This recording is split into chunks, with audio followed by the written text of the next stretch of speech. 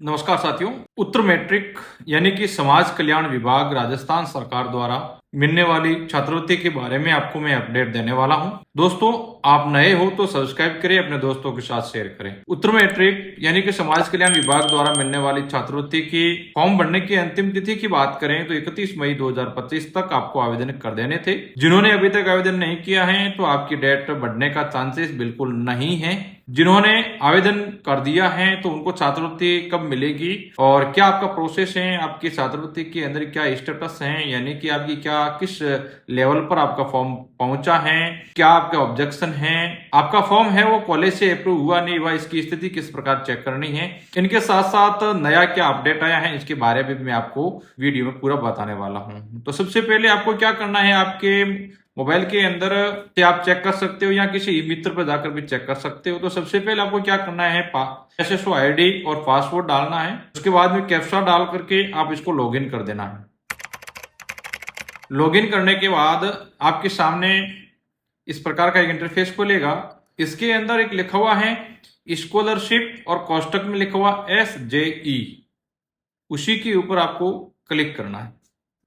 जैसे ही आप क्लिक करोगे तो एक महत्वपूर्ण सूचना करके आपके सामने स्क्रीन पर आ जाएगा, जिसमें आपको अच्छे से इसको पढ़ लेना है। इसके बाद एक नीचे ब्लू लाइन के अंदर लिखा हुआ, स्पष्ट लिखा हुआ मिल रहा है, छात्रवृत्ति आवेदन जमा करने की अंतिम तिथि 31 मई 2025 है। इसके बाद तिथि नहीं बढ़ाई जाएगी, यानी कि 31 मई 2025 के बाद इसकी डेट आगे बढ़ने की संभावना बिल्कुल नहीं है। उसके बाद इसको ओके करना है।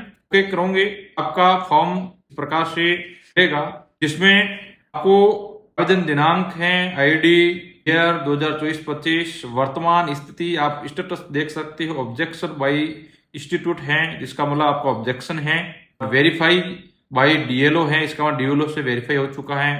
तमाम स्टेटस आप देख सकते हो। इससे आगे बढ़ेंगे तो एक एक्शन का आपको ऑप्शन दिखाई दे रहा है। उसके नीचे आप देखोगे तो एक आंख है और एक जो निशान दे रखा है, और उसके नीचे यदि आपको इस प्रकार का तीर का निशान आपको दिखाई दे रहा है, इसका मतलब आपके फॉर्म के अंदर ऑब्जेक्शन है, आपको ठीक करना पड़ेगा। तीर का निशान का मतलब ये हुआ कि आपका आवेदन अभी तक, यानी कि आपके पास ऑब्जेक्शन है, आपको ठीक करना पड़ेगा। इस तीर के ऊपर निशान के ऊपर आपको क्लिक करके आपको आधार नंबर डालने हैं। आधार नंबर डालने के बाद आपको फिंगर लगाना है, बायोमेट्रिक लगानी है। बायोमेट्रिक लगाने के बाद आपके पास एक OTP आएगी। OTP डालने के बाद आपका फॉर्म ओपन हो जाएगा और वहां जाकर के आप अपने जो ऑब्जेक्शन को क्लियर कर सकते हो। ऑब्जेक्शन क्लियर करने से पहले आपको ऊपर एक रेड कलर के अंदर 2 लाइनें दिखाई दे रही हैं, जो बिल्कुल महत्वपूर्ण सूचना है।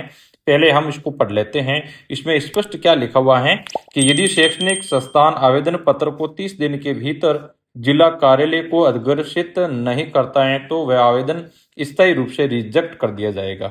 यानी कि कॉलेज से यदि आपका आवेदन है वो 30 दिनों के भीतर आगे फॉरवर्ड नहीं करते हैं, यानी अग्रेषित नहीं करते हैं, तो आपका आवेदन ऑटोमेटिकली रिजेक्ट हो जाता है।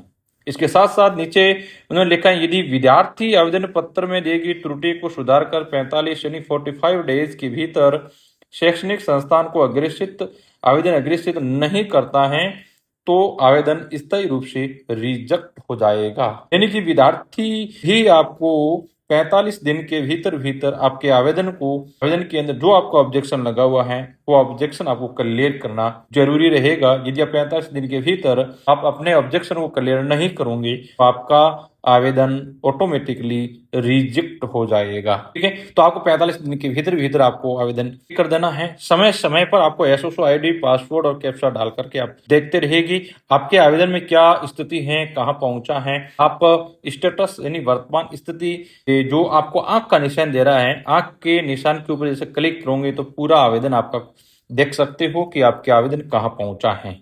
समय समय पर आप अपने मोबाइल से भी कर सकते हो, नजदीकी ई मित्र से भी आप अपने आवेदन की स्थिति चेक कर सकते हो, क्योंकि राजस्थान सरकार अब छात्रवृत्ति देना शुरू कर चुकी है। बहुत सारे विद्यार्थियों की छात्रवृत्ति आ चुकी है।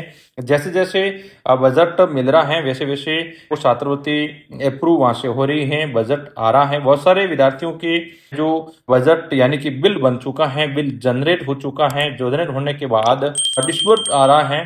ठीक है, उस समय आपके छात्रवृत्ति आपके अकाउंट के अंदर जमा जाएगी। ठीक है, तो आप निश्चित रहिए, सबको छात्रवृत्ति मिलने का चांसेस हैं। समय समय पर अपने जो आवेदन को चेक करते रहें। धन्यवाद। जय हिंद।